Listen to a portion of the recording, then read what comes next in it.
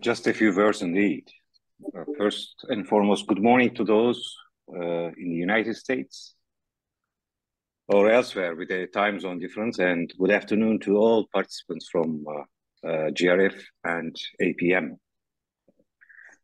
At the outset, let me express my gratitude to all three panelists, whom I think, Ambassador Yanel, you will introduce at the beginning of the webinar, namely Professor Dr. Saskia Sassen. I think she's not here yet. That's right. Professor Dr. Atul Kohli and Assistant Professor Emre Demir. We are all privileged and honored to have them as our panelists on a very important topic of interest, notably the geopolitical South and the West. I do reckon that the term Global South or geopolitical South is controversial, but it offers a rather simplistic analytical frame to address a phenomenon of current circumstances and developments. I remain confident that our panelists will shed light on this issue in comprehensive terms and share their views to broaden our horizon on it. With these brief remarks, let me pass the floor to Ambassador Yanel, who will moderate the webinar. Last but not least, I should like to thank him for moderating this important webinar, and I'm sure he will do a fantastic job during it. So, without further ado, the floor is yours, Ambassador Yanel. Thank you, Ambassador Fatih. We'll see how we manage the moderation. Good morning and good afternoon to everybody. And as my dear colleague Fatih has said, we have actually three distinguished panelists, one of them whom we are still waiting for. At least the ones that we have with us are our Professor Atul Kohli, who is the David Bruce Professor of International Affairs at Princeton University, and Assistant Professor Emre Demir for Political Science and International Relations at TED University in Ankara, but currently he's in NYU for a year. Welcome to you all. A few words of, establishing the framework of what we will be discussing. Normally, there's a lot of cliches that have been given out that every meeting is timely. I've heard that so many times, but really this time, this meeting can be considered timely because the General Assembly of the United Nations have started, and we just heard the speeches starting yesterday. We've had the BRICS summit, we've had the G20 summit, and we've seen distinctive new elaborations of countries getting together. Can you show this diagram that we've come up with? Yes, there you can see such a mixture of groupings that we've seen. I mean, you'll see how the world has changed. This is what we've come up with. I mean, we can include a few more, let's say, groupings if you want, but so far this is the most important ones that we've come up with. The post-Cold War era, is changing. We've had the unipolar moment when the US was in charge, and now we've had the China come up. So we have two major pillars come up, but we are also seeing regional alternatives, regional powers, which show their clout as well. And the middle powers are actually not, let's say, adhering to the so-called leaderships of the US or others, as they did during the Cold War. So there's a lot of fragmentation, fracturing, and we do not know how the future will entail. Will the world continue as it is right now? Because the UN is as not functional as it is. You can even call it dysfunctional. But the G20 and others, how efficient will they be? So these are the issues that we hope to discuss amongst others. And so let me start with you, Professor Kohli. Your recent book, basically, Imperialism and the Developing World, you described basically the imperialism of the British and the US. Now, China was a victim of imperialism, and do you think that we might even see China become imperialistic in the future? These are just a few questions that I just wanted to pose. So I leave you with your presentations and your discussions. So Alp, you can take it out. And Professor Coyle, you have the floor. Thank you. Thank you, Mr. Yanel. Thank you, Chair of the meeting. I appreciate you inviting me. Let me just take 5 or 6 minutes, and it would probably, the best form of discussion will be back and forth, because the audience I'm speaking to, I'm not familiar with. So I'm not quite sure what exactly is on your mind. And the world looks different from depending on where you're sitting. I'm sitting in a Princeton office and you're in different parts of the world. So let me just take 5 minutes to set the theme of what I'm thinking, and then I'll be happy to interact with you, turning attention to your concerns. So the main point I want to get across is this, that this is indeed a confusing global moment. The diagram the ambassador just showed us quite dramatically highlights that. But the point I want to make is that from the perspective of South, global South, whether you want to call it just global South or global geopolitical South, what looks like global disorder and confusion can be a good moment. It can be a moment in which there is more room to maneuver because so-called forces of order are a bit in the background. And in some ways, the hegemonic powers are at a loss in terms of how to impose some sort of design on what looks disorderly to them. And I think some of what looks like confusion is a result of the fact that the big players have overplayed their hands in the recent years. I'm just going to show you a few slides to remind us that all the confusion notwithstanding, there really is a sharp distinction in capacities, both economic, political, and military in the world. There really are 3 big players: United States, China, and Russia. India is sort of emerging, but is a distant fourth, and the rest are way behind. And in a sense, the confusion we are seeing is a result of the powerful having overplayed their hands. So let me just take 1 minute to show you these slides. You're familiar with all this, but I just want to show because some of them are dramatic. Mr. Tanju, could you please show the first slide, please? Of course. So if you can see, the simple point about the global distribution of GDP is that United States and China are pretty well in their own league, and then it drops pretty dramatically. That you all know that. But what is also interesting to pinpoint is if you look at China, China's GDP per capita is dramatically lower than that of the United States. Now, how that plays into China's power capacities is not easy to sort of to conceptualize, but it would be foolish to think at that low level of GDP per capita, you can have world-class human capital.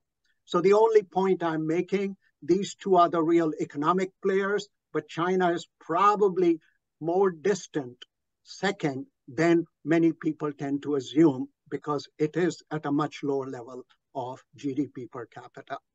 If we have the second slide, please. Here, I just want you to notice that in terms of military expenditures, the United States is in a league by itself. China is nowhere near 40% of global military expenditure the US spends. The next 10 big spenders barely add up to what the United States spends. The simple point is, yes, there's a lot of confusion. The United States has failed to take advantage of its unipolar moment, but United States is not going away. It remains by far the most important military player. And the last slide, please. So this is a measure of strongest military power. It's a bit dubious. Take it with a bit of a grain of salt, but this is from Global Firepower. What it suggests is that in terms of raw military strength, there really are sort of, if you like, three major players: US, Russia, and China. India and UK are catching up, but they will remain sort of third and fourth. All right, so you can turn the slides off, Mr. Tanju. So the main point I was making is there is a distinction between great powers and middle powers, and certainly the lesser powers. And at present, there are really three main players. And the reason why so many other players can get into the act, as was clear in Professor Yenal's diagram, is because these three big players in the recent years have overplayed their hands. United States got into Iraq and Afghanistan. Both were failed missions. There is doubt about its capacity to use its power creatively. That creates room for others. China has overplayed its hand in the sense that it was riding an economic high. It thought it could become a regional player. It pushed people in the Pacific. And now those countries are joining alliances against China. And not only that, China's economy is slowing. Russia has obviously overplayed its hand in Ukraine. It's probably going to be stuck there for a while. And so what we see is that the big players have sort of dissipated their energies, their capacity into nearly foolhardy projects. And that has allowed sort of smaller players like the Indias and the Turkeys of the world to take more significant role.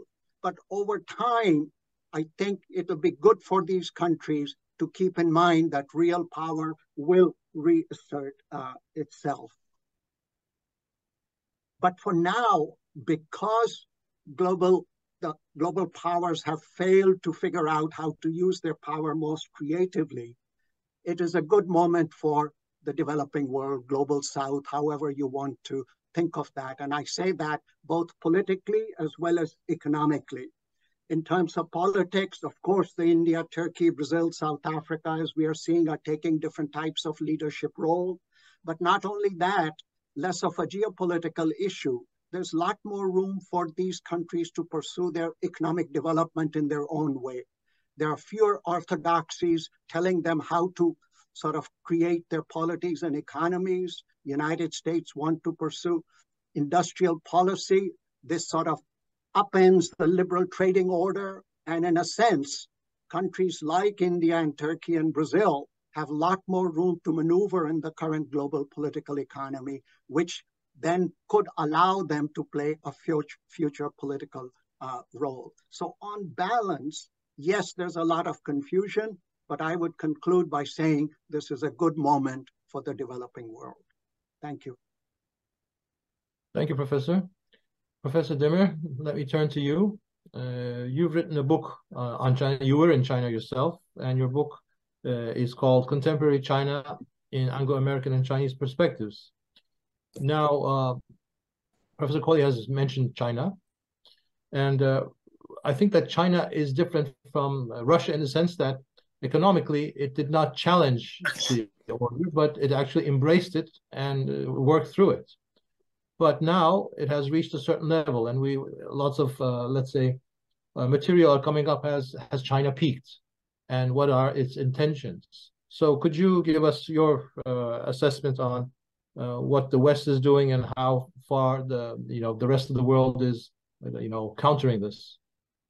Okay, thank you very much, Selim Bey, and it's an honor to be here talking like beside Professor Kohli, and if attends Professor Sasan. It's good that I take up from where Professor Kohli left, because like when I was invited, I was thinking about like what kind of a short speech I should make, and I came with a title for myself, like something like The Relative Decline of the West and the Not So Successful Rise of the Rest. because like we are talking about, yes, like like since the 60s, 70s, there has been a talk about the decline of the US hegemony, the West's relative decline at least, while the rise of the BRICS and some other like countries of the global South. But when we, like as Professor Coley showed in his diagrams, like when we look at the like economic power of countries, we see that like when we take out China from the picture, it's very hard to state that there's a like success story for the rest or the countries of the global South, and therefore it's very hard to talk about a unified or coherent global South as well.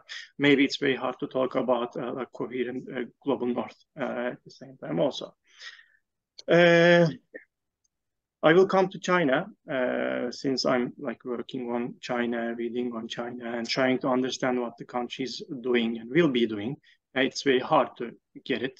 Unfortunately, it's a very like the decision making is quite like opaque, and it's very hard to understand. And also like in the last few months, we experienced two like disappearances of ministries that were appointed by the president and the general secretary of the CPC, like Xi Jinping himself. So it's a bit of a complicated and confusing moment for China watchers also. But like when I read more intensely to prepare myself for this event, I realized that like in the last few years, like because of China's rise and its let's say focus more on the global South, and we can include India to the picture as well. And I'm sure like Professor Coley, of course, is an expert on that. Like when we look at that, like, I mean, I see that like the BRI and other investments that are made by China and many other initiatives that China proposed, like global security initiative, global development initiative, global civilization initiative, like triggered the global North to like look at the rests more seriously. For example, the United States under the Biden administration declared the Build Back Better World initiative. The EU started the global gateway, and therefore we see that like the rise of China had, in that sense, a positive, at least in like on paper, a positive like push for the global North to like take global South more seriously. And also there are, of course, as Professor Coley mentioned, the middle powers. Like we have, for example, MICTA, right? Like Mexico, Indonesia, Korea, or South Korea, Turkey, and Australia. So these middle powers are trying to like have more space and try not to be like pressed among like, the big two, the United States and China. Some take sides, like with the United States, as in the case of Australia, for example, but some others and many others try to avoid taking sides and try to keep a more balanced attitude, because as Professor Coley concluded, like such moments can like provide the like developing countries or the middle powers some room for maneuver, and they can have time to, or they can have like some space to benefit from rivalries among the powers, because like interwar period, for example, from the 20s to late 30s was a moment, but of course these moments brings with them like some risks as well. So what I see is, because like China is, it seems, incapable of convincing other countries, for example, to follow his lead, or follow their lead, because like, I mean, it's quite normal that countries do not follow other countries that can make their ministers disappear. I mean, it's quite normal, right? Like first, for the ones who did not follow, like China, like closely, first foreign minister Qin Gang disappeared, and then we heard that he was under investigation, and recently Minister of Defense Li Shangfu disappeared. and now we know that he's under investigation. And the problem with the Chinese legal system is we don't know what happens really. Like we don't know the like accusations. There are many rumors from coup attempts to let's say love affairs in the case of Qin Gang, the foreign minister, while he was in the United States. But like the thing is, when you like, it's very hard to like understand what's going on in China, and also it's very hard for such countries to convince others to follow their lead. Because I'm like in the case of like hegemony creation, etc. I value the writings of Antonio Gramsci and his followers a lot, and I see that like without convincing or getting the consent of others, I don't see how China can actually like take a lead. And the United States, as Professor Coley said, like overplayed its hand in Afghanistan, in Iraq, and in many other instances in Vietnam previously, in many territories throughout the world, from Libya to Lebanon to Panama, Canada, and many other places like Guatemala, etc. So like for the peoples of the global South, and I consider myself as a member of it, even though currently I'm based in New York, like the United States cannot provide a leadership as well. So in this instance, what I fear is a fragmented and fractured and a chaotic world. And to prevent it somehow, I think, but I don't know how it can be done, but the wishes of at least some of the or leading members of the global North and the global South needs to be like brought together. So that we might have a peaceful and maybe, possibly not, a more just world order, let's say. Thank you very much.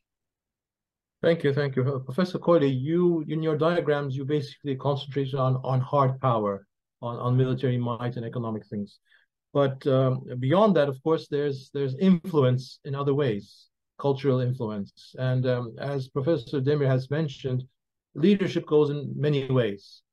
We've seen that the Chinese have actually made their neighbors quite anxious, worried, while as the US does not do that, or at least it doesn't show it so clearly. And in the next few, let's say, years and decades to come, how do you think that the US influence will continue? And do you think that the Chinese could counter that or not? And now that we're seeing that the UN is not as efficient as before, what Professor Demir has said, mentioning that the countries of the North and South should get together, but the G20 is doing that actually, isn't it? Are you asking, will the United States? No, I'm sorry, I did not get the thrust of your question, sir. What I'm trying to say is that, influence is not just on economic and military might. There's a cultural aspect as well. Totally agree with that. No, I do understand that point. That's why I was talking about that they have overplayed their hand. Overplaying the hand is clearly overestimating your hard power capacity and trying to do more than you really can sustain. In terms of China, they sort of thought they have so much economic wealth, they can throw it around, run a BRICS program, run Belt and Roadway program, et cetera, et cetera. Now foreign exchange is going to run out, their exports are declining, and who knows how long they can sustain that type of program. Even militarily, they thought they can push around Vietnam, and now Vietnam has jumped into bed with the United States after having fought them forever. So the world has indeed changed, but this is classic balancing going on. People, if they have read their international relations history, would not be surprised at all by these actions. But the fact is that China is the enigma which we are all trying to understand when all is said and done. And therefore, Professor Demir's expertise is invaluable here in the sense that he's studying this country. And I think there is internal debate within China, maybe Professor Demish can correct me on that Xi Jinping has overplayed his hand, that Deng Xiaoping's suggestion to simply grow quietly and not throw your weight around was a better strategy than Xi Jinping as sort of a global player is going to become a regional hegemon, etc., etc. And I think United States has, in spite of its blunders, played its anti-China hand in a pretty dramatic fashion in pulling together coalitions in different parts of the world. And how that's going to play out remains to be seen.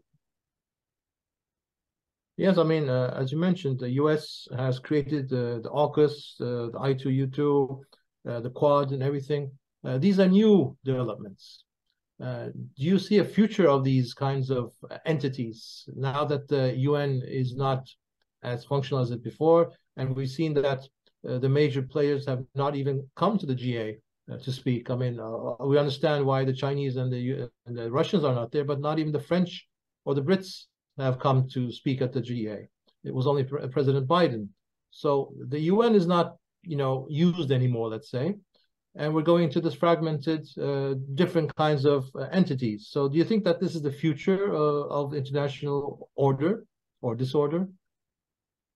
Well, when I suggested in a hurried way that I think over time real power will reassert itself, I think if we're talking about a decade, major powers will try to find a more systematic way of pulling their coalitions together.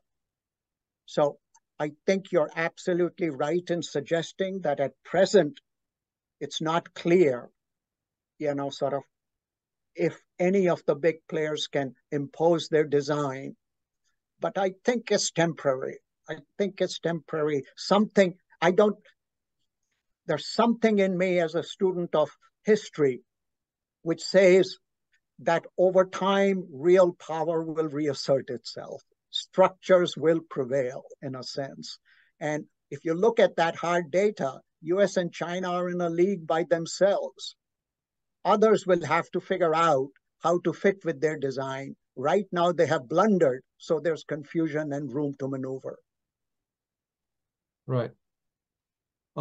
Professor Demir, I mean, I don't want to concentrate too much on China, but as Professor Kohli has mentioned, do you think that the Chinese are making a mistake, especially now that they have changed the rules of who governs, because they had only a two-time. I mean, the president was supposed to be a president for two times, and now he's gone for, let's say, maybe all his life, like in Russia. So what's going on in China with all these? Because it's not just external; it's also internal. I mean, it's hard to get what's going on inside China. That's one of the biggest problems on trying to understand China. I mean, we will see if they did it wrong or not, because when we look at the PRC history, so we see that there was only one president that ruled the country for 10 years, 2 consecutive terms, and that was Hu Jintao. Because Jiang Zemin was put on let's say on his throne, let's say, after the 1989 incidents, and who ruled until 2002, so more than 2 terms actually. And before that, Deng Xiaoping he was never the president of the country. And before that, of course, if we forget about the interim years, then we previously had Mao Zedong. But we will see, because the thing is, actually this process of giving up on Deng Xiaoping's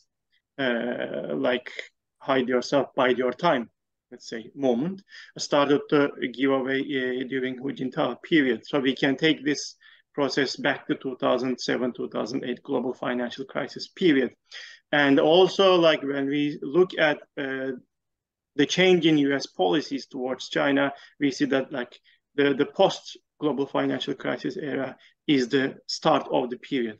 Of course, it's not easy to change the policies towards China easily, but they built day by day. And like with the election of President Trump, the process fastened. But before that, we know that with Barack Obama, there was the pivot to Asia policy and moving the focus of attention of the United States back to Asia Pacific. And then with Donald Trump, Indo-Pacific strategy started. And since with Biden, I personally see that he's trying to combine the policies of Barack Obama and Donald Trump during his presidency. And he's much more capable and successful, it seems, than Donald Trump, of course, at least as Professor Coley said, like in bringing together allies and partners into the anti-China kind of gathering. But because China has a very strong economic influence, and because many countries have strong economic relations, because like we are talking about 1.4 billion, I'm a country with 1.4 billion people, and approximately 600 to 700 million middle class members. So it's a huge market at the same time. But what we see in the case of Xi Jinping, if I go back to your question, for the moment I can say that yes, he seems to be overplayed his hand, and what's going on internally seems to be at least less organized and less under control for Xi Jinping than, let's say, 5 years ago for the moment. Thank you. Now let me turn to the audience, and let me ask you to push the raise your hand button. I've already seen some raised hands. Could you first also introduce yourself and tell, who do you want the question to be answered by?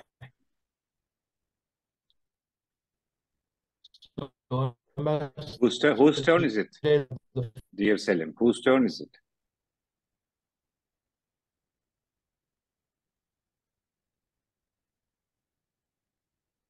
I think there's a connection problem. Yeah.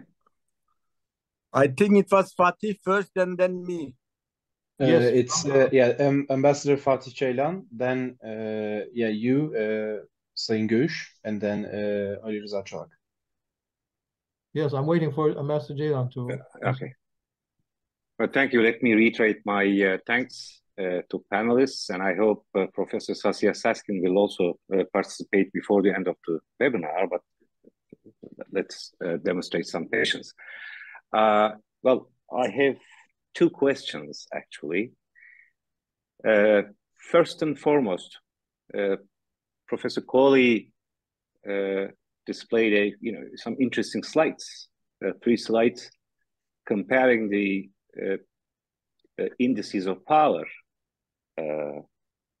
including economic might and military prowess. It is clear that there is a big hiatus, at least in these hard indicators, between the United States and China, according to your statistics. In that case, maybe it's a naive question for a person who's involved in security and defense matters for quite a long period of time, but why do many analysts and pundits in the United States demonize China and assess it as a scapegoat for instigating or deepening strategic rivalry between the United States and China?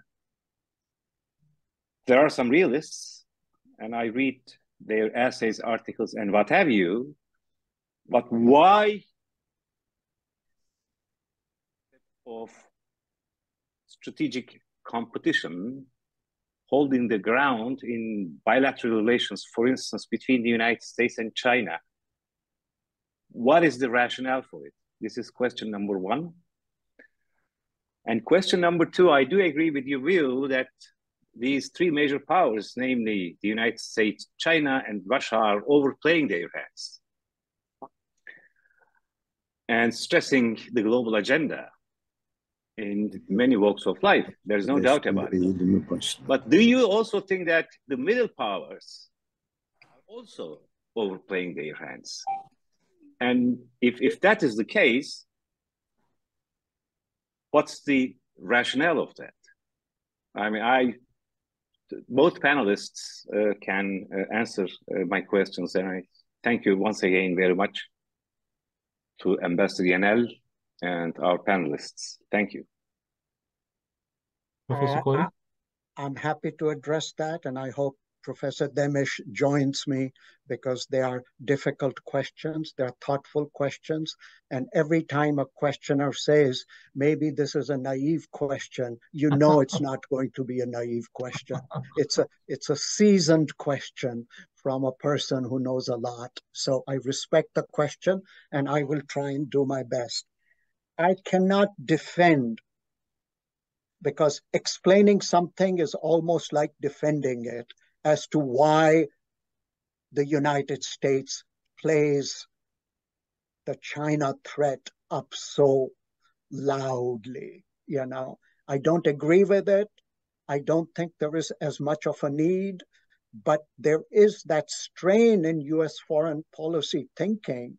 I think it was best exemplified almost when the Iraq war began, that members of US administration said, now that we are a unipolar power, we should not allow anybody to even emerge as a regional power.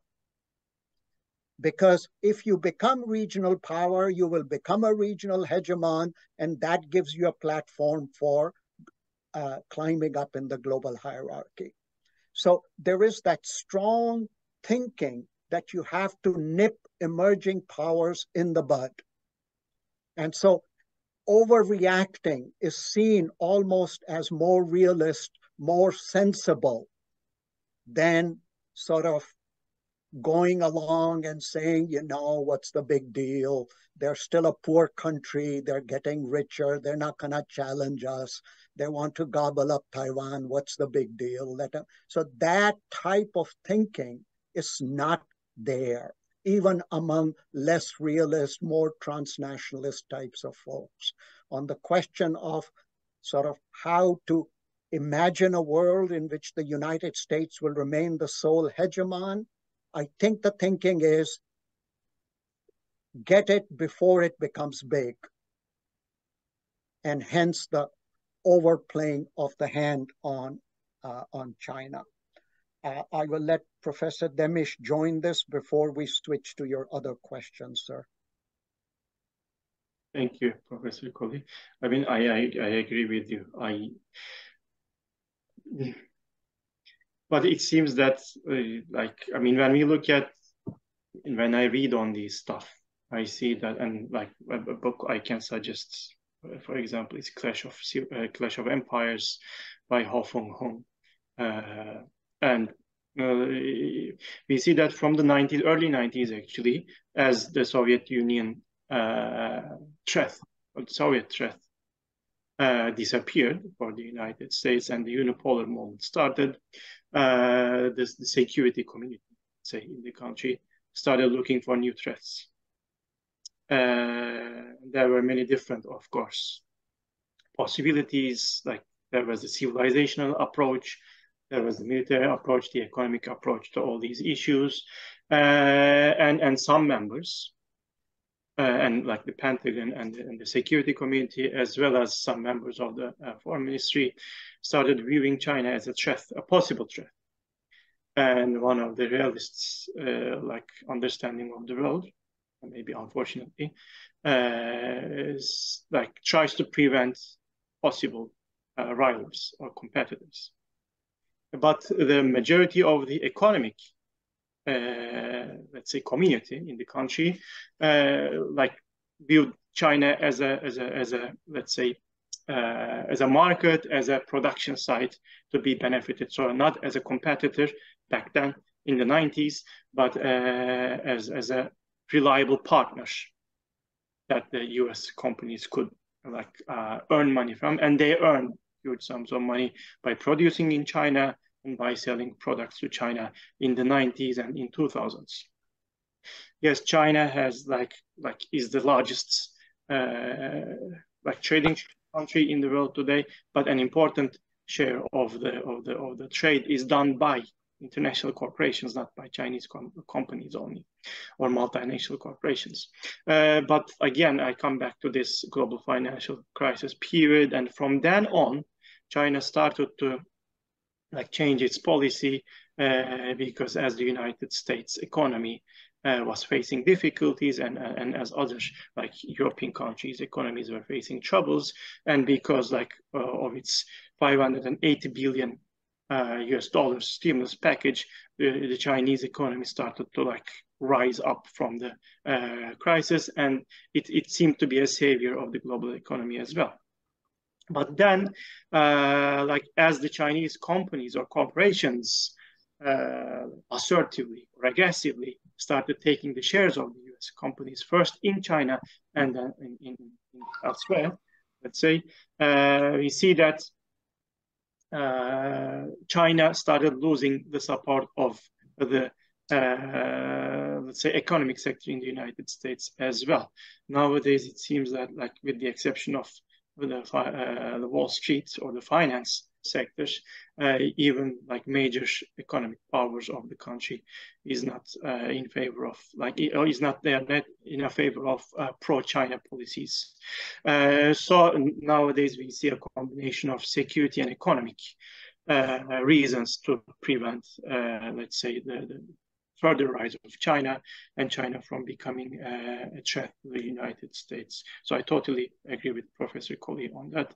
And it's not meaning that I support the policy also by myself, but it's what they're doing now. Right. Professor Colley, about the second question about, whether the middle powers are actually overreaching.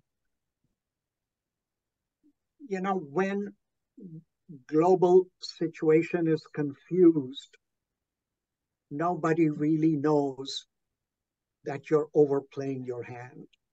You're sitting in your office, you're sitting in a boardroom, you're sitting around a table making decisions, and you don't really know what the feasibility frontier is because the orderly situation out there is not so orderly. So to the extent that some leaders are more risk-taking and some are risk-averse, moments of confusion are quite ripe to encourage risk-takers to go further. So is Mr. Modi of India, is Turkey's leader, are these folks risk-takers who are likely to overplay their hand? Quite possibly. But just as they might overplay their hand, a leader like Lula in Brazil may underplay their hand because they're more risk-averse. So I think an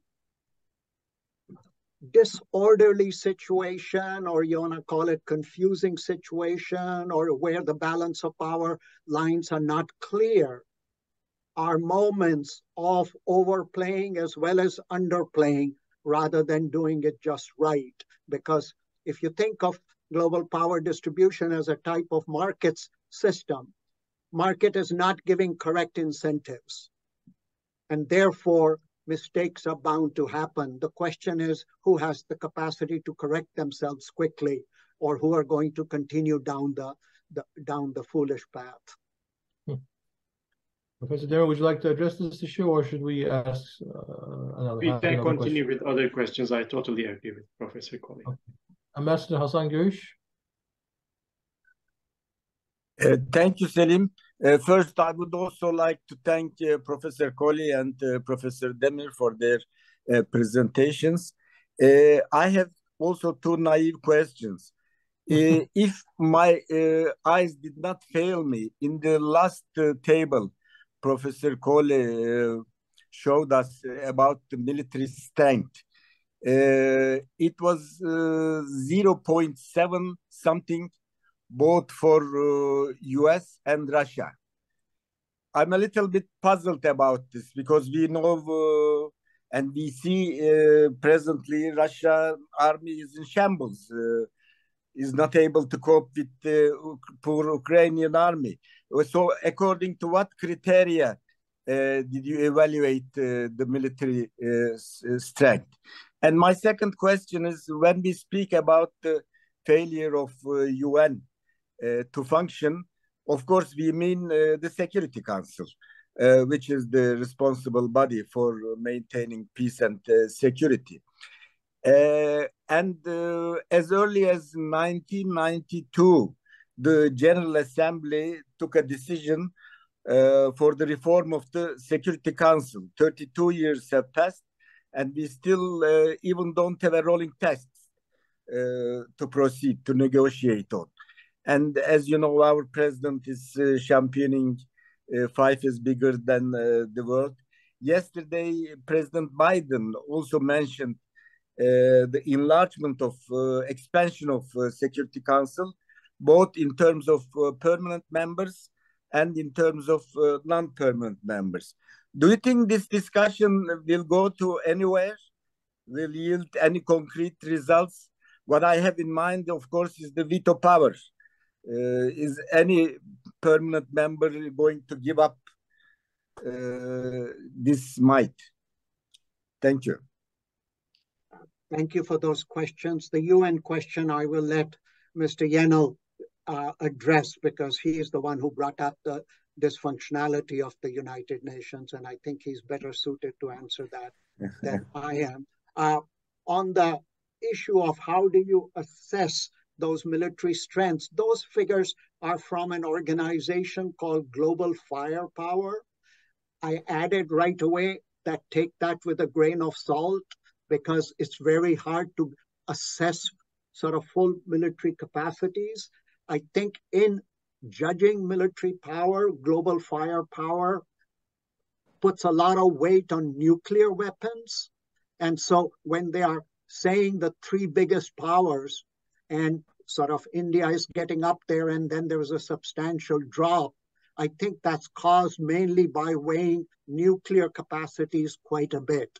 I agree with you that that does not translate readily into sort of, conquering your neighbors.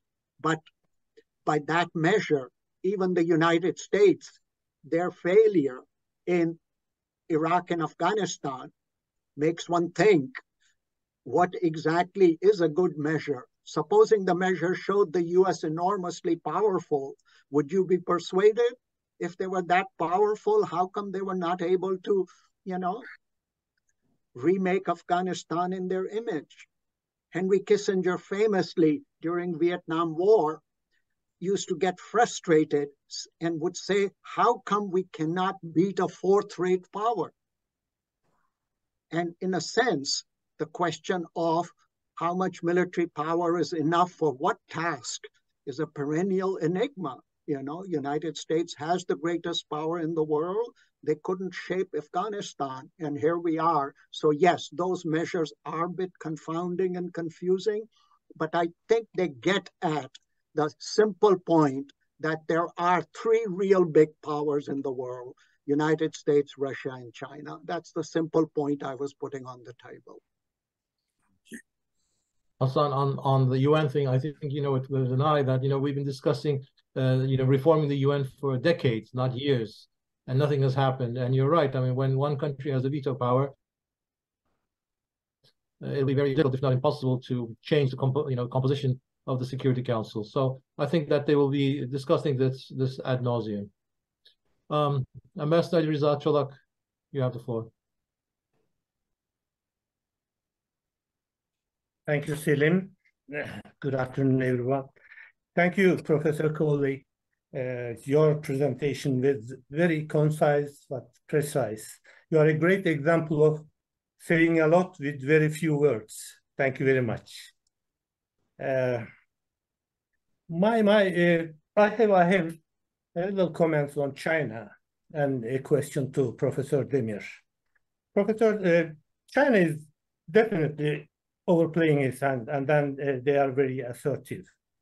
But the only thing Xi Jinping, I believe, is not only the first person who has been holding presidency for more than 10 years, but also he became one of the strongest persons in the Chinese history, because he is not holding the presidency, but also he is holding the Secretary General of Communist Politburo, and also he is the master of the Chinese armed forces. This is the first time almost in history, if I'm not wrong, a Chinese politician is holding that many power, including Mao Zedong, because Deng Xiaoping was holding only, I think he was the ultimate leader, but only he was the president, chairman of the Armed Forces Standing Committee. That was it. I think China transformed from Communist Party dictatorship to Xi Jinping's dictatorship, and the Standing Committee of the Politburo and the presidency was set up. So he always became the youngest person among the stronger persons. So it is very difficult for him to retire for many years. So I think that was one of the main mistakes of the Chinese political structure. So under these circumstances, Professor Coley mentioned very clearly that the military power China is coming economically and militarily second after the United States, but the gap is huge.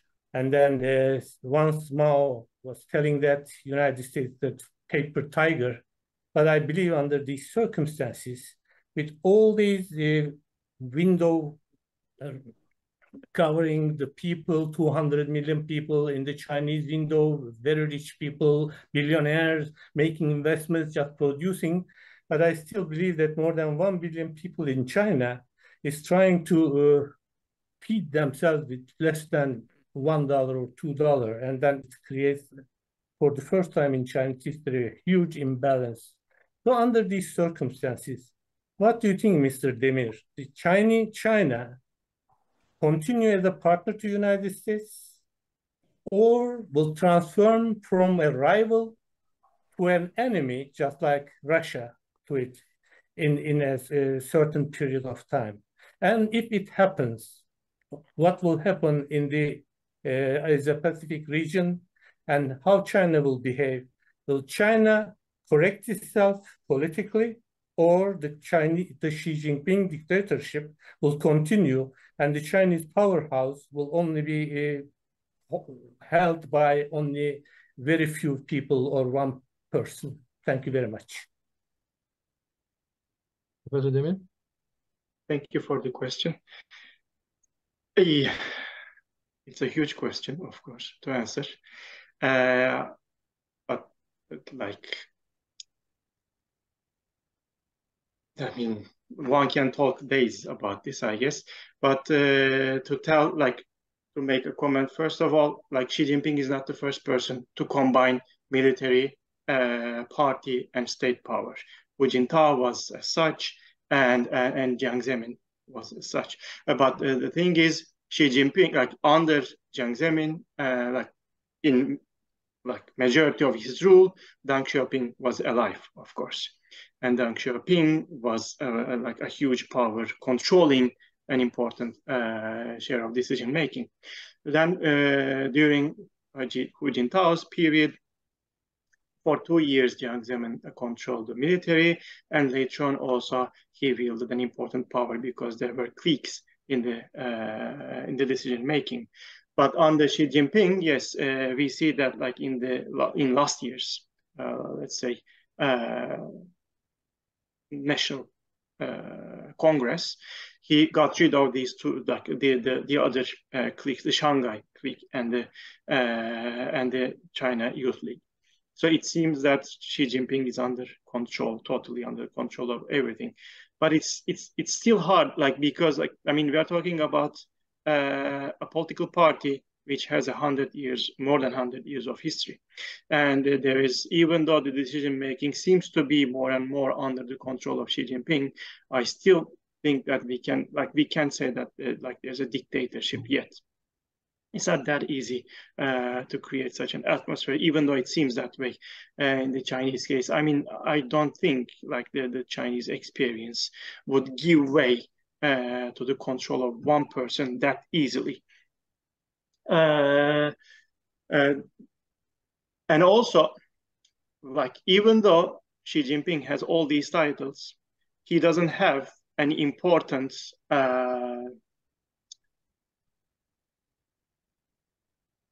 power, let's say, an important charisma that both Deng Xiaoping and Mao Zedong had.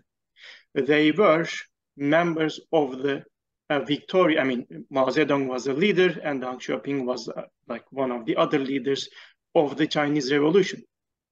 So Xi Jinping, for example, cannot stand in power if he does what Mao did, like Great Leap Forward failure with, we don't know the casualties, but the guesses are up to 35 million. And then they run the Cultural Revolution. Like, no one would keep Xi Jinping in power in such cases. Or Xi Jinping could not control the military or others, I think, if 1980 Tiananmen incidents or such things occurred once again. So this needs more than like coercive power. And I don't think Xi Jinping has that power to, let's say, get the support of all like cliques or all different groups within the party.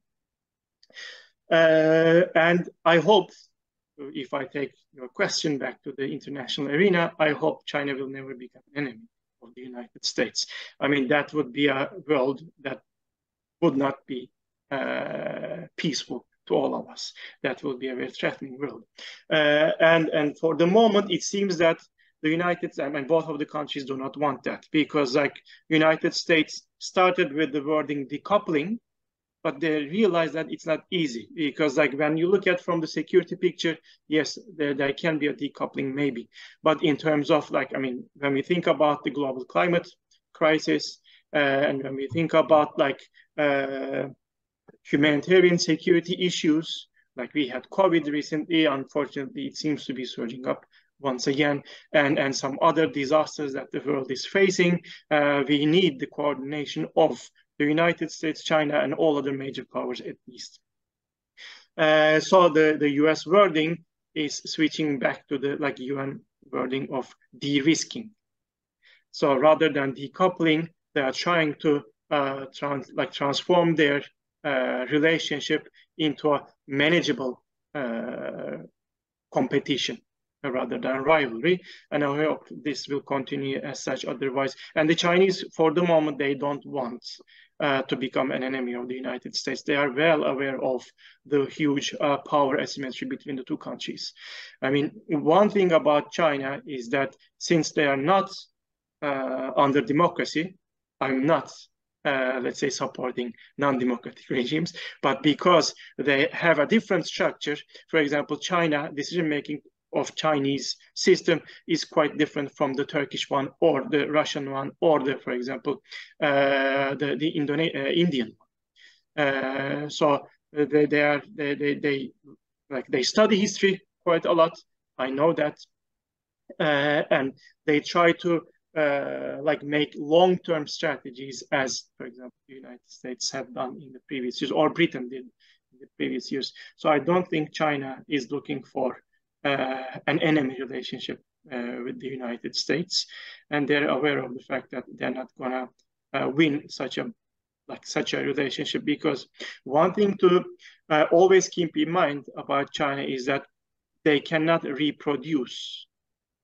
Like, they are the slowest reproducing country in terms of population in the world, and according to different estimates, at the end of this century, so by 2100, let's say the year 2100, like the expectation is to have approximately 1 billion people in China, if like the pace goes in the same direction.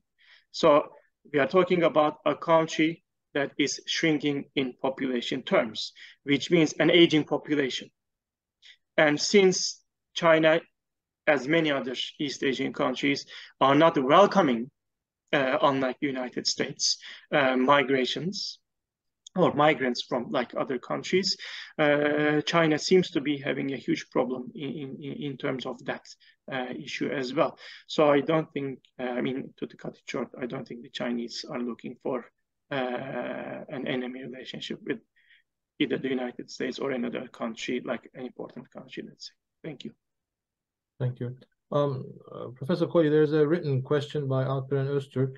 The question is, will big companies, major companies, use the global disorder to have political power? Maybe meaning artificial intelligence in that sense. Do you think that they can actually, because we're seeing more and more big companies, major companies, conglomerates gaining power actually behind the scenes. So do you think they could use this situation to gain more and more power and more influence? I think that's the question. It's a good question, and the insight I think is mostly right, that this is a situation ripe for global capital to become more powerful as states are unsure about how to navigate the troubled global waters. The business of making profits, so all the issues that Google is facing right now, suits in this country, lawsuits in other countries, that's states trying to respond precisely to that insightful questions, what lies behind that sort of growing power of companies across borders. Whether that phenomena will continue unabated, I have doubts, because as I have maintained all along, state power will reassert itself. And in that sense, the beginnings of trying to cut down some of the biggest companies into their, into regulating them in some shape and form is I think, trying to demonstrate reassertion of state power. And in that sense, the contest will continue. It will not be uncontested march of big companies. Thank you. Master Şafak Göktürk.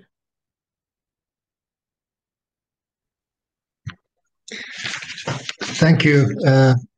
Like the speakers who have taken the floor before me, I would like to thank both Ambassador Yenel and Ambassador Ceylan for putting this event together.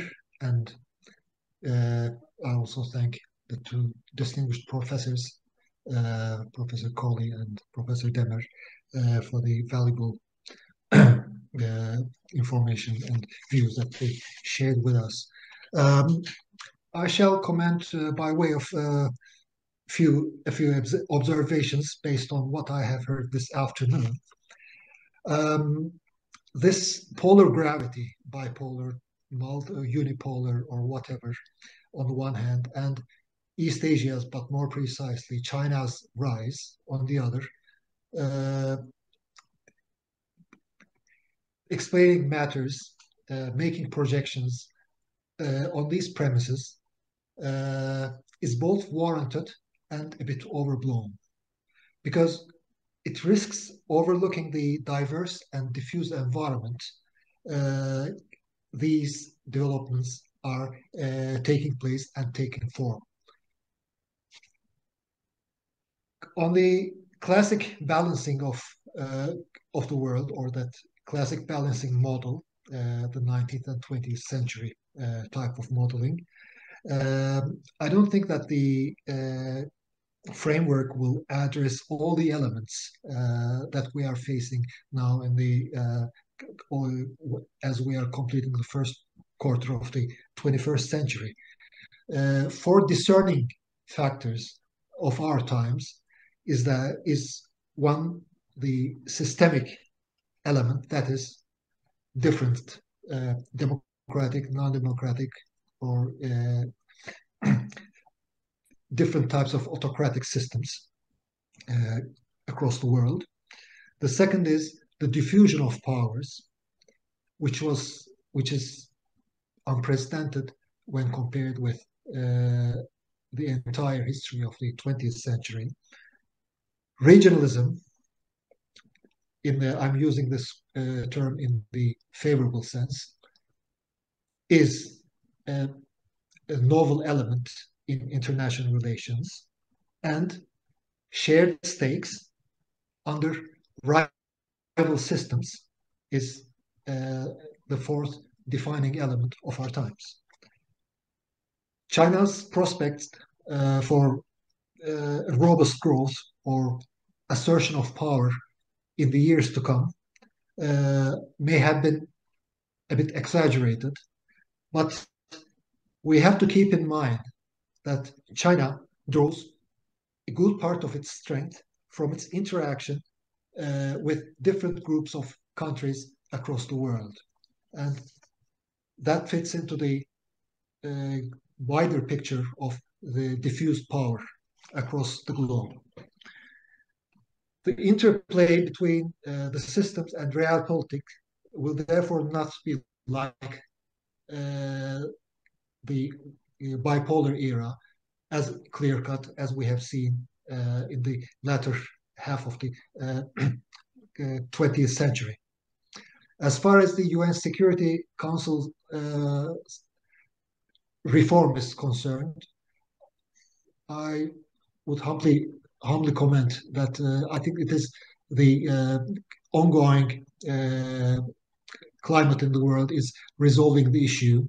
That is, the Security Council, especially after Russia's aggression against Ukraine, is becoming increasingly less relevant for the wider international community. So my question is, especially to Professor Coley, how capable will US be in nipping in the bud of the emergent powers in the decades to come? Thank you.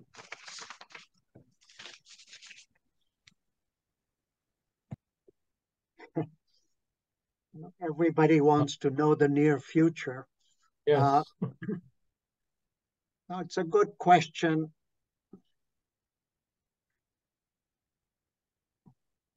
I think if China plays its hand cleverly, the US cannot nip it in the bud. I think when China throws its weight around and wants to almost act imperial, Mr. Yenal wanted in the beginning me to address China's imperialism based on my last study, and I sidestepped the issue because it's thorny. But in a sense, we have to come back to that issue. China in its own region has been acting imperial. That has, moment for that is wrong. This is 21st century. Countries like Vietnam have had giant nationalist revolutions. You're not going to easily walk over there and push them around. They're even going to make up with their old enemies and forge alliances, as we are seeing. So I think China is almost relearning what balance of power politics looks like. Sort of, they have been so self-absorbed that things you learn, if you learned 19th century European history up to Second World War into the 20th, if there were lots and lots of senior people who understood all that, they might have been gun shy and they might have stuck to Deng Xiaoping, sort of hide your power motto. So I'm saying, in answer to your question, that it's not only a matter of can the US nip it in the bud. A fair amount depends on how China plays its hand. It will be an interacting issue on an ongoing basis. If China pushes the Taiwan question, then American reaction could be quite serious. And then we are talking about a whole different ball game. But if China abides, keeps building its economy, slowly builds its foreign influence, doesn't send its gunboats to scare countries from Vietnam to Australia, doesn't nip off property off India, keeps arming Pakistan. These are much more aggressive tactics to which a much stronger power like the United States will feel bound to respond. And the United States has enough firepower to contain China, if that's what China, sort of continues to push. So I, like Professor Demish, I hope this does not come to pass. I hope China does not push in that direction. I think the Chinese, on balance, do not want to create enemies. I agree with Professor Demish. On the other hand, they have their own domestic, sort of compunctions to try and legitimize concentrated power by mobilizing nationalism. And that nationalist thrust takes on an international dimension while it legitimizes concentration of power at home. And that's a pretty sort of dangerous tiger to ride, which is what Xi Jinping has been trying to ride.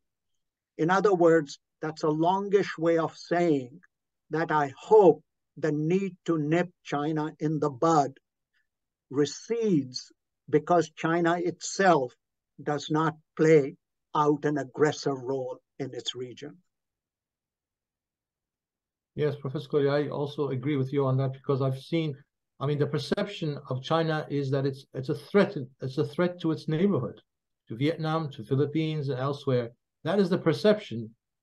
And it's interesting that the Chinese leadership has not been able to understand this, that if they played their hand in a different way, they could be more accommodating, but they're doing the wrong thing, according to me. But Professor Demir, would you like to comment on this?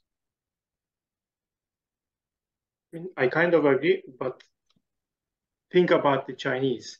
You are surrounded by US military, like Korea, Japan, Philippines, and also like partners of China, India, and then many other countries like Thailand, etc.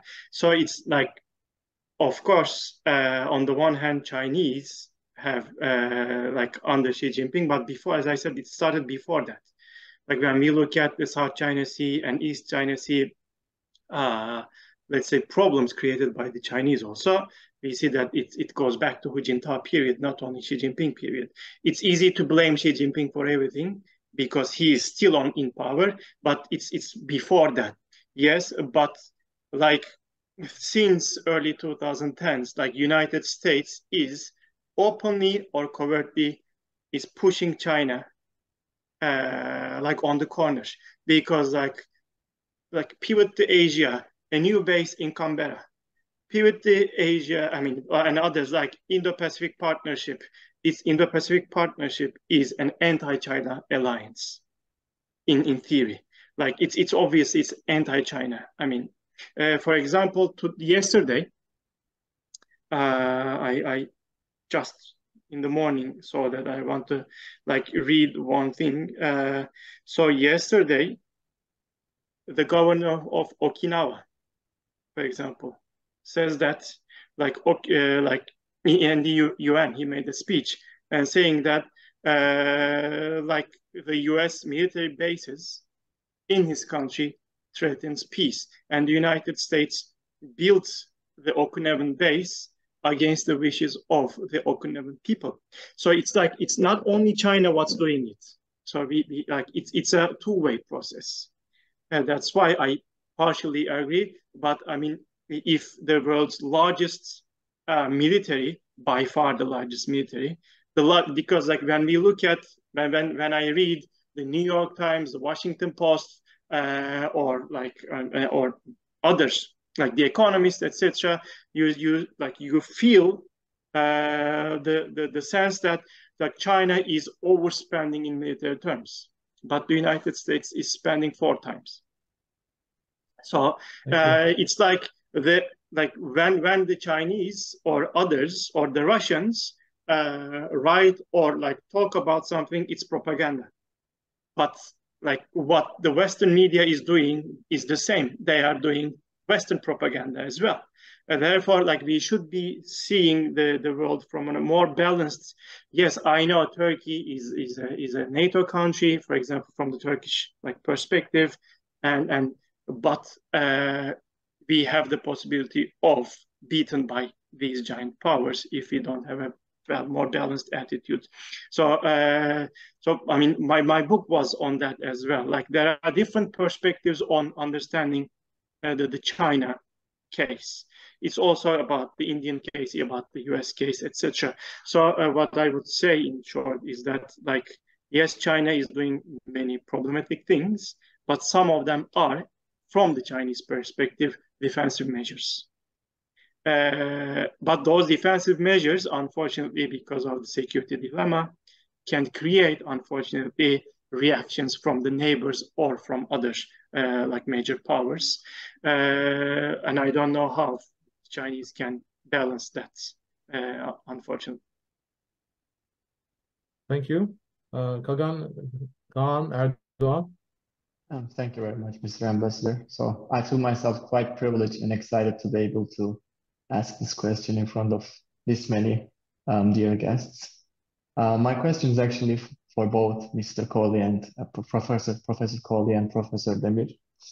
Comparing the competition or rivalry, or I don't know, however you call it, that we have today with the 20th century's competition between the United States and the USSR, or the Eastern Bloc, I feel like that in 20th century we had more like a competition between two value systems or two modes of production, or whatever, however you call it, but we had two different perceptions of the world on the field of mentality.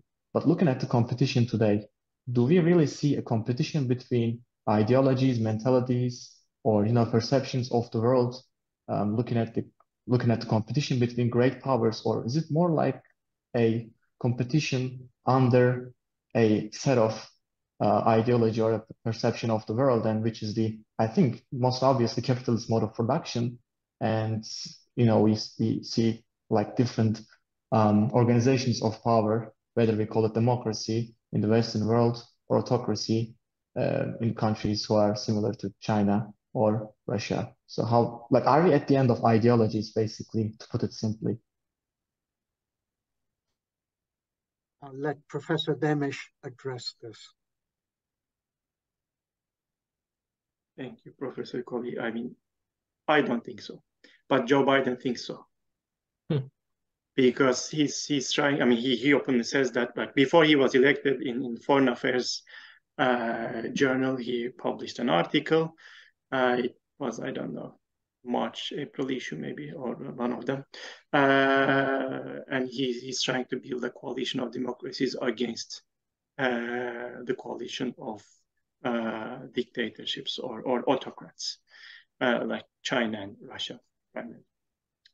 But I agree with you. It's like both capitalism. I mean, two versions of capitalism, let's say. And what's more threatening to the United States, I think, even though I don't work on these issues much, is that, like, China is a capitalist country with the potential to, like, develop itself more within capitalist systems. Yes, I guess this will be my answer. Right. We have only a few minutes left, and I think that Ambassadors Göktürk and Çolak want to ask second questions. Could you make it short, please? Shafak, you have the floor first. Thank you. I won't ask any questions. I just wish to thank the two professors, but they have given extensive answers concerning U.S. policy towards China or China itself. But my question pertained to the wider world, to all other middle, regional, or whatever powers, and whether the United States will have the capacity, however mighty it may be, to nip in the bud anything which emerges here and there across the world. Thank you. Okay. Yeah, Professor, I think that the question was not only China, but about the regional powers.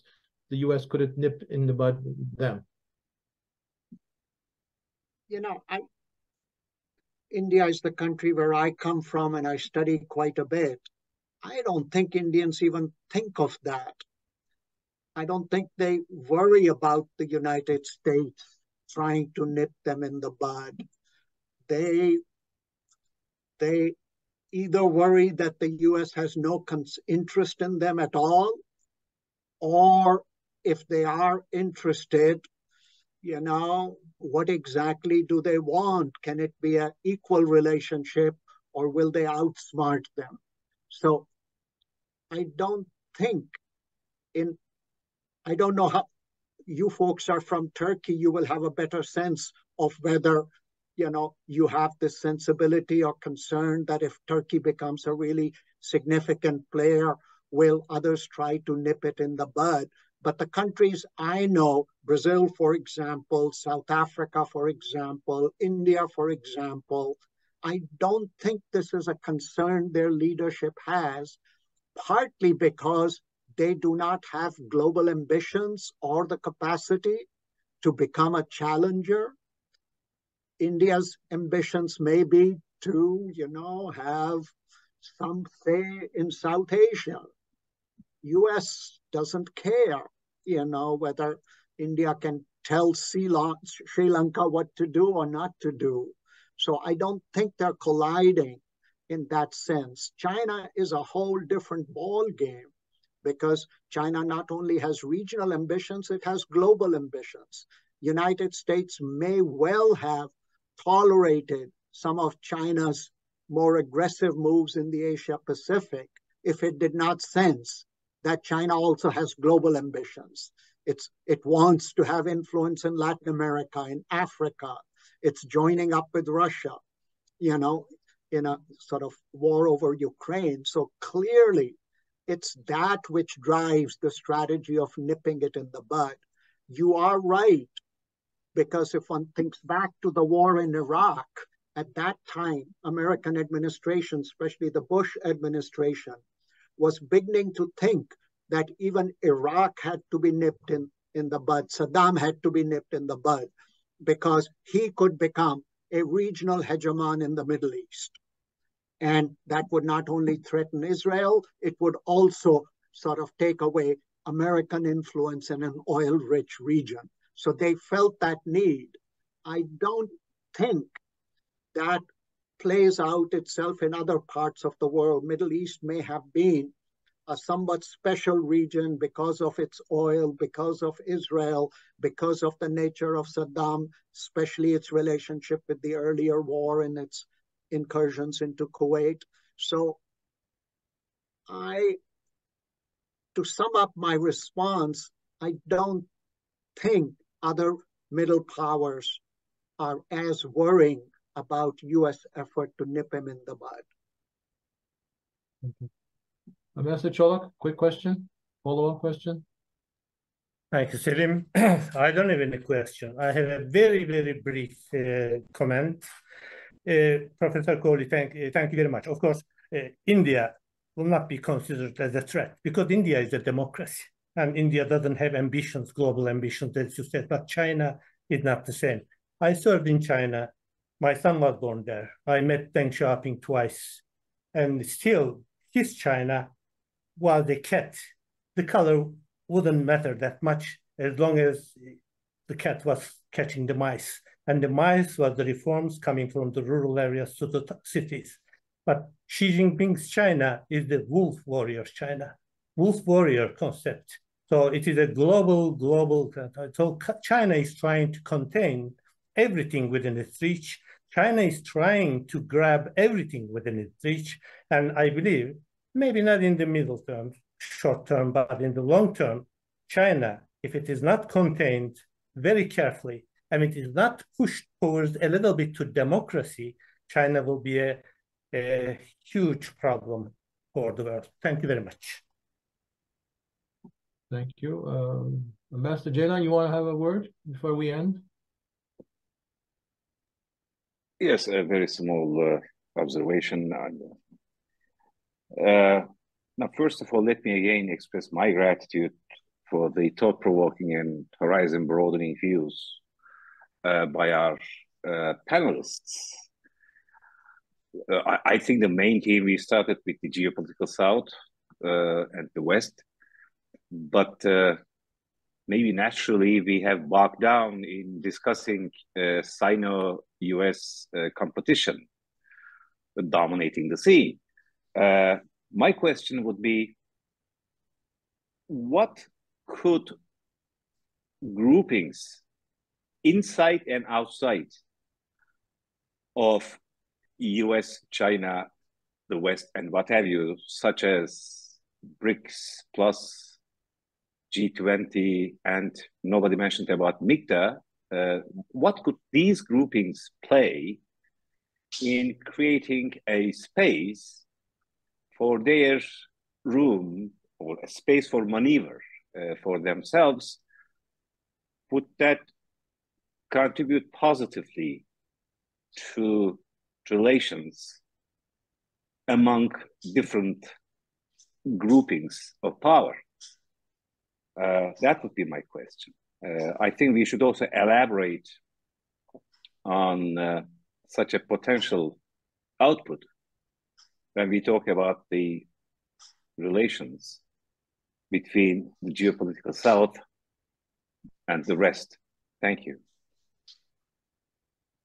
I would like to add, before I ask the professors to answer this, I want to add that instead of global South and geopolitical South, maybe we should say geopolitical interest groups, because that's what they are. They are groups that gather because of joint interests, and they are geopolitical. So this is one way of maybe looking at it. I'll just leave it at that. So Professor Kohli, you have the last. No, I shouldn't have last. Professor Demirci should also. No, I mean for you. For you. So, on balance, I think these groupings are a good thing.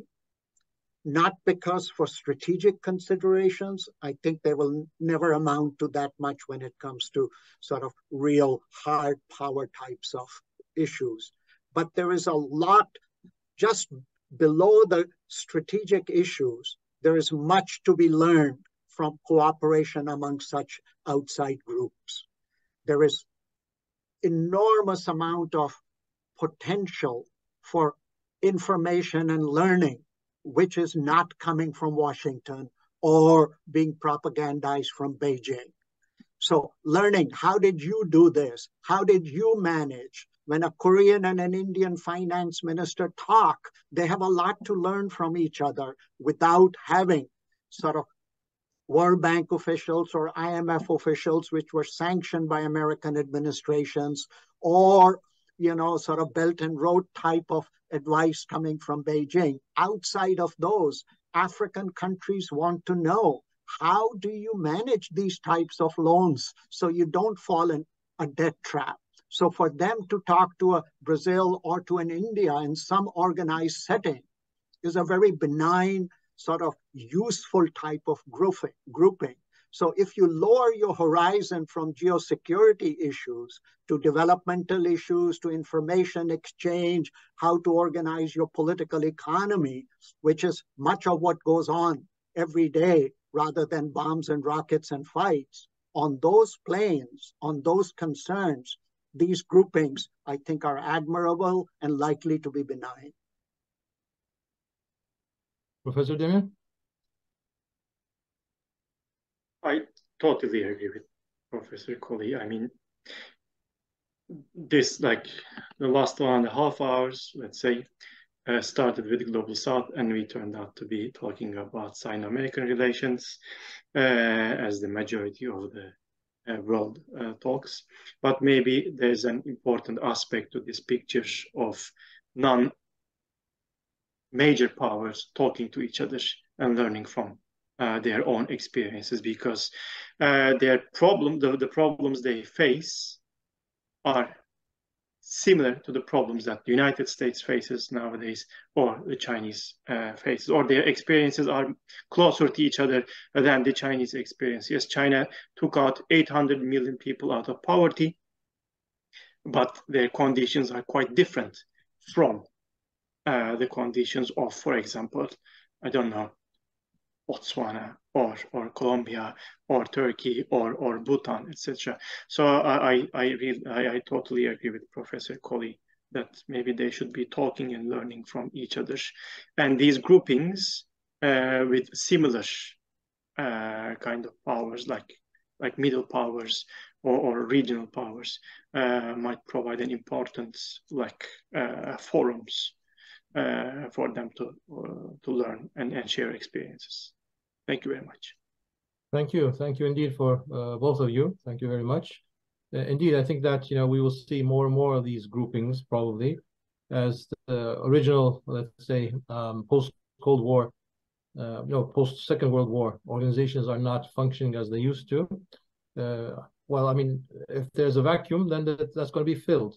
And of course, I think that the groupings will either emerge or grow. We've seen the G20 now incorporate the African Union. So we're going into a different, let's say, situation, and which is actually evolving.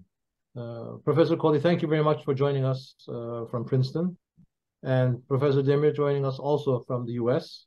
Both of you are there. It's still morning for you. We appreciate the fact that you spent an hour and a half with us. We hope that you'll have a good day. For us, it's almost night. So for all of us, for all the people who have been listening to us, have a safe evening, an enjoyable evening, and hope to see you at another Zoom event. Thank you very much for joining us. Thank you. Bye-bye. Thank you very much. Bye-bye.